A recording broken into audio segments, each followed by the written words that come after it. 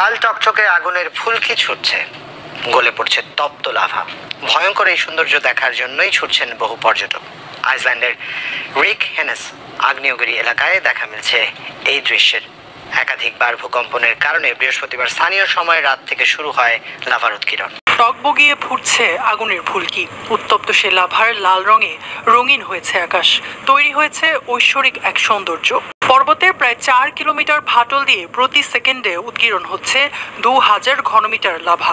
ভয়ঙ্কর এই দৃশ্য মুগ্ধ করছে পর্যটকদের, যা দেখতে তারা ভিড় করছেন দলে দলে। গেল ডিসেম্বরে আগ্নেয়গিরির নিকটবর্তী শহর গ্রিন্দাভিক থেকে সরিয়ে নেওয়া হয়েছে বাসিন্দাদের। তবে এবারের উৎগীরণ জনবসতিতে ছড়িয়ে পড়ার শঙ্কা নেই বলছেন বিশ্লেষকরা।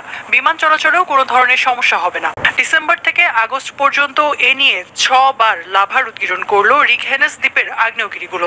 দুটি টেকটনিক প্লেটের বিপরীতমুখী অবস্থানের কারণে মাঝে মধ্যেই ভূমিকম্প হয় আইসল্যান্ডে।